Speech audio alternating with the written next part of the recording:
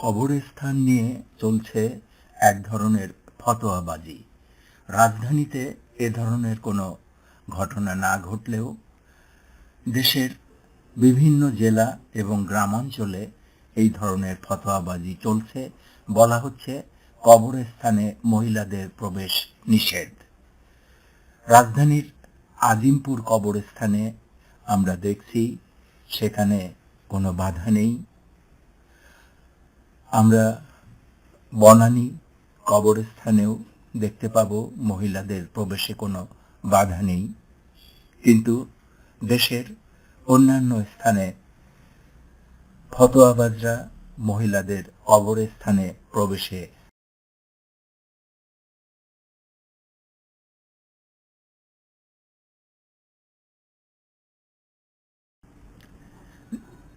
নারীরা কবর জিয়ারত করতে পারবেন কিনা এ সম্পর্কে ধর্মীয় গ্রন্থ কি বলে সেটা দেখি।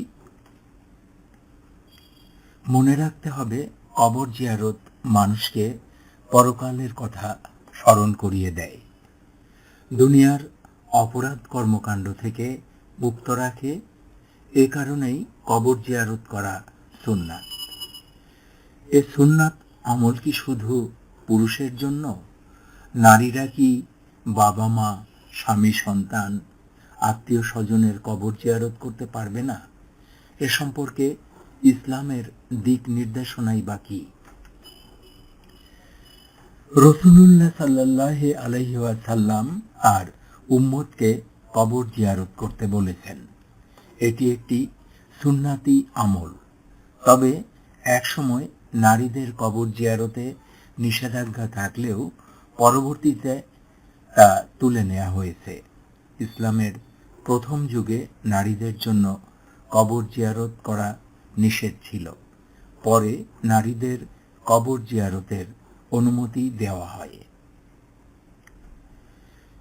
হাদিস 1, হযরত আলী রাদিয়াল্লাহু আনহু বর্ণনা করেছেন, হযরত ফাতেমা রাদিয়াল্লাহু আনহু প্রতি জুম্মাবার আর চাচা হযরত হামজা রাদিয়াল্লাহু আনহুর কবর জিয়ারত করতেন। তিনি সেখানে নামাজ পড়তেন, কান্নাকাটি করতেন। এটা বলা হয়েছে মুস্তাদরাকে হাকিম হাদিসে। 2, উম্মাহাতুল মুমিনিন হযরত আয়েশা রাদিয়াল্লাহু আনহু কবর জিয়ারত করতেন। হযরত আব্দুল্লাহ ইবনে আবি মুলাইকা বলেন, একদিন হযরত আয়েশা রাদিয়াল্লাহু আনহু কবরস্থান থেকে আসলেন। আমি তাকে জিজ্ঞাসা করলাম, আপনি কোথা থেকে আসলেন? তিনি বললেন, আমি আমার ভাই আব্দুর রহমান ইবনে আবু বকরের কবরের কাছ থেকে আসলাম। আমি তাকে জিজ্ঞাসা করলাম, রাসূলুল্লাহ সাল্লাল্লাহু আলাইহি ওয়াসাল্লাম কি কবর জিয়ারত করতে নিষেধ করেননি? তিনি উত্তরে বললেন, হ্যাঁ, রাসূলুল্লাহ সাল্লাল্লাহু আলাইহি ওয়াসাল্লাম কবর জিয়ারত করতে নিষেধ করেছিলেন, কিন্তু পরবর্তীতে কবর জিয়ারতের আদেশ করেছিলেন। হাদিস মুস্তাদরাকে হাকিম বাইহাকি। 3, হযরত আয়েশা রাদিয়াল্লাহু আনহু প্রিয় নবী মুহাম্মদুর রাসূলুল্লাহ সাল্লাল্লাহু আলাইহি ওয়াসাল্লাম, হযরত আবু বকর সিদ্দিক ও হযরত ওমর রাদিয়াল্লাহু আনহুর কবর জিয়ারত করতেন। তথ্য হলো, নারীর কবর জিয়ারতে নিষেধাজ্ঞা জারি করেছিলেন স্বয়ং বিশ্বনবী। নারীর কবর জিয়ারতের নিষেধাজ্ঞার সুন্দর ব্যাখ্যা দিয়েছেন ইমাম তিরমিজি রাদিয়াল্লাহু আনহু। তিনি বলেছেন, যে হাদিসে কবর জিয়ারতকারী নারীদের মহিলাদের জন্য কবর জিয়ারত জায়েজ, কবর জিয়ারত করা জায়েজ। কিছু ইখতিলাফ আছে, কিন্তু ইন জেনারেলি কবর জিয়ারত করা জায়েজ। বিশেষ করে আল্লাহ রাসূল সাল্লাল্লাহু আলাইহি ওয়াসাল্লাম এবং অন্যান্য আম্বিয়া কেরামের কবর জিয়ারত করা মহিলাদের জন্য জায়েজ।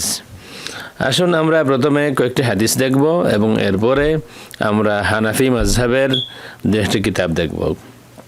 সহিহ বুখারী কিতাবুল জানাইজ বাব জিয়ারাতুল কুবুর হাদিস 1283 عن أنس بن مالك رضي الله عنه قال مر النبي صلى الله عليه وآله وسلم بامرأة تبكي عند قبر فقال اتق الله واصبري قالت إليك عني فإنك لم تصب بمصيبتي ولم تعرفه فقيل لها إنه النبي صلى الله عليه وآله وسلم فأتت النبي صلى الله عليه وآله وسلم فلم تجد عنده بوابين فقالت لم أعرفك فقال إنما الصبر عند الصدمة الأولى। আনাস ইবনে মালিক রাদিয়াল্লাহু তাআলা থেকে বর্ণিত, তিনি বলেন যে আল্লাহ রাসূল সাল্লাল্লাহু আলাইহি ওয়া আলিহি ওয়াসাল্লাম একজন মহিলার পাশ দিয়ে অতিক্রম করলেন। ওই মহিলা একটি কবরের পাশে কাঁদছিলেন। আল্লাহ রাসূল সাল্লাল্লাহু আলাইহি ওয়া আলিহি ওয়াসাল্লাম ওই মহিলাকে বললেন ইত্তাকিল্লাহা ওয়াসবিরি, আল্লাহকে ভয় করো এবং সবর করো। তখন ওই মহিলা জবাব দিলেন ইলাইকা আন্নি, আপনি আপনার কাজে যান, আমাকে আমার কাজ করতে দিন, এই অর্থটা হবে। ফাইন্নাকা লাম তুসাব বিমুসিবাতি, মহিলা বললেন আমার উপরে যে মুসিবত এসেছে আপনার উপরে তো মুসিবত আসেনি। ওয়ালাম তারিফু, মহিলা আল্লাহ রাসূল সাল্লাল্লাহু আলাইহি ওয়া আলিহি ওয়াসাল্লামকে চিনতে পারেননি। ফাকিল লাহা, তখন তাকে বলা হলো ইন্নাহু নবী সাল্লাল্লাহু আলাইহি ওয়া আলিহি ওয়াসাল্লাম, তিনি নবী সাল্লাল্লাহু আলাইহি ওয়া আলিহি ওয়াসাল্লাম। ফাআতাতিন নবিয়্যা, এরপরে ওই মহিলা আল্লাহ রাসূল সাল্লাল্লাহু আলাইহি ওয়া আলিহি ওয়াসাল্লামের কাছে আসেন। ফালাম তাজিদ ইনদাহু বাওয়াবিন, তখন এসে আল্লাহ রাসূল সাল্লাল্লাহু আলাইহি ওয়া আলিহি ওয়াসাল্লামের ঘরের দরজায় কোনো দারওয়ান তিনি পেলেন না, ওপেন ছিল। ফাকালাত লাম আরিফকা, তখন মহিলা বলেন আমি আপনাকে চিনতে পারিনি। ফাকালা সাল্লাল্লাহু আলাইহি ওয়া আলিহি ওয়াসাল্লাম, আল্লাহর হাবিব সাল্লাল্লাহু আলাইহি ওয়া আলিহি ওয়াসাল্লাম বললেন ইন্নামাস সাবরু ইনদা সাদমাতিল উলা, প্রথম সদমা, প্রথম যখন কষ্ট হয় সবর ওই সময় করতে হয়। এই হাদিসে আল্লাহ রাসূল সাল্লাল্লাহু আলাইহি ওয়া আলিহি ওয়াসাল্লাম একজন মহিলাকে একটি কবরের পাশে কাঁদতে দেখলেন, কিন্তু আল্লাহ রাসূল সাল্লাল্লাহু আলাইহি ওয়া আলিহি ওয়াসাল্লাম মহিলাকে কবরের পাশে আসতে, কবর জিয়ারতে আসতে নিষেধ করলেন না, বরং আল্লাহর হাবিব বলেন আল্লাহকে ভয় করো এবং সবর করো। এখান থেকে দলিল নেওয়া যায় যে আল্লাহর হাবিব সাল্লাল্লাহু আলাইহি ওয়া আলিহি ওয়াসাল্লাম নিষেধ করেননি মহিলাকে কবর জিয়ারত করতে বা কবরের পাশে আসতে, সুতরাং জায়েজ হবে। সহিহ মুসলিম কিতাবুল জানাইজ বাব মা ইউকালু ইনদা দুখুলিল কুবুরি ওয়া দুআ লিআহলিহা হাদিস নাম্বার 974। আম্মা আয়েশা রাদিয়াল্লাহু তাআলা আনহা থেকে লম্বা হাদিস, ইয়া রাসূলুল্লাহ ক্বালা কুলি আসসালামু আলা আহলিদ দিয়ারি মিনাল মুমিনিনা ওয়াল মুসলিমিনা ওয়া ইয়ারহামুল্লাহুল মুতাকাদ্দিমিনা মিন্না ওয়াল মুস্তাখিরিন ওয়া ইন্না ইনশাআল্লাহু বিকুম লালাহিকুন। অর্থাৎ আল্লাহ রাসূল সাল্লাল্লাহু আলাইহি ওয়া আলিহি ওয়াসাল্লাম আম্মা আয়েশা রাদিয়াল্লাহু তাআলা আনহাকে শিখিয়ে দিলেন কবর জিয়ারতে গেলে কোন দোয়া পড়বেন। তাইলে এই হাদিস থেকে নেওয়া গেল আল্লাহ রাসূল সাল্লাল্লাহু আলাইহি ওয়া আলিহি ওয়াসাল্লামের জীবদ্দশায় আম্মা আয়েশা রাদিয়াল্লাহু তাআলা আনহা কবর জিয়ারত করতেন, বাকিয়া জিয়ারত করতেন, এবং আল্লাহ রাসূল সাল্লাল্লাহু আলাইহি ওয়া আলিহি ওয়াসাল্লাম তাকেই দোয়া শিখিয়ে দিলেন কবর জিয়ারতে গেলে কোন দোয়া পড়বেন। المستدرك على صحيحين الجزء الأول كتاب الجنائز page 532 হাদিস নাম্বার 1392। এখানে আছে আম্মা আয়েশা রাদিয়াল্লাহু তাআলা আনহা সম্পর্কে তিনি তার ভাই আব্দুর রহমান ইবনে আবু বকরের কবর জিয়ারত করলেন। عن عبد الله بن أبي مليكة أن عائشة أقبلت ذات يوم من المقابر فقلت لها يا أم المؤمنين من أين أقبلت؟ قالت من قبر أخي عبد الرحمن بن أبي بكر فقلت لها أليس كان رسول الله صلى الله عليه وآله وسلم نهى عن زيارة القبور؟ قالت نعم كان نهى ثم أمر بزيارتها। আব্দুল্লাহ ইবনে আবি মুলাইকা থেকে বর্ণিত, তিনি বলেন একদিন আয়েশা রাদিয়াল্লাহু তাআলা আনহা কবরস্থান থেকে ফেরত আসলেন। তখন আমি বললাম হে উম্মুল মুমিনিন, আপনি কোথা থেকে আসলেন? তখন তিনি জবাব দিলেন আমি আমার ভাই আব্দুর রহমান ইবনে আবু বকরের কবর থেকে আসলাম। তখন আমি তাকে বললাম যে আল্লাহ রাসূল সাল্লাল্লাহু আলাইহি ওয়া আলিহি ওয়াসাল্লাম কি কবর জিয়ারত করতে নিষেধ করেননি? তখন তিনি বললেন নাম কানা নাহা সুম্মা আমারা বিজিয়ারাতিহা, বলেন হ্যাঁ তিনি নিষেধ করেছিলেন কিন্তু এরপরে জিয়ারত করতে হুকুম করেছেন। সুতরাং এই হাদিসকে ইমাম যাহাবী সহিহ বলেছেন, শেখ আলবানী হাদিসটাকে সহিহ বলেছেন।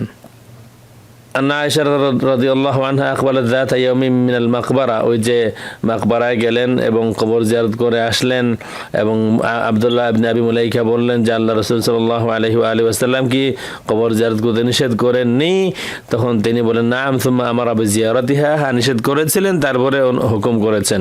সাকাতা আলাইহিল হাকিম ওয়া ক্বালা আল বাইহাকি কুলতু ওয়া হুয়া সিকা ইত্তিফাকান ফাল হাদিসু সহিহ। শেখ আলবানী বক্তব্য ফাল হাদিসু সহিহ। আল্লাহ রাসূল সাল্লাল্লাহু আলাইহি ওয়া আলিহি ওয়াসাল্লামের জীবদ্দশায় আম্মা আয়েশা রাদিয়াল্লাহু তাআলা আনহা কবর জিয়ারত করতেন। আমরা এই পর্যন্ত আলোচনায় যা আমরা জানতে পেরেছি, মহিলাদের জন্য কবর জিয়ারত করা জায়েজ হবে। ঘন ঘন যাওয়া, সেখানে কান্নাকাটি করা, সেখানে বিলাপ করা, এগুলি জায়েজ হবে না। আসসালামু আলাইকুম ওয়া রাহমাতুল্লাহি ওয়া বারাকাতুহু। প্রিয় দর্শক, আমরা আপনাদের নিয়ে যাচ্ছি পাবনার একটি কবরস্থানে, যেখানে মহিলাদের প্রবেশ নিষেধ। এটা গেটে লিখে রাখা হয়েছে।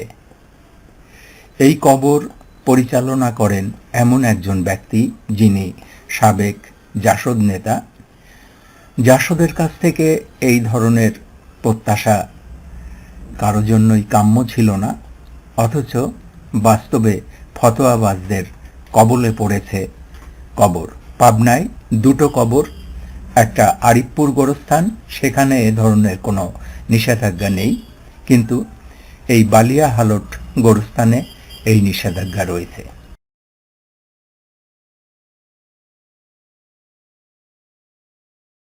অথচ এই কবরস্থানটি ৭১ সালের জন্য একটি গুরুত্বপূর্ণ কবর। এখানেই পাকিস্তানি হানাদাররা আশ্রয় নিয়েছিল এবং মুক্তিযোদ্ধারা হানাদারদের নিশ্চিহ্ন করে দিয়েছিল। অথচ এখন সেখানে ফতোয়াবাজদের আখড়া হয়ে উঠেছে।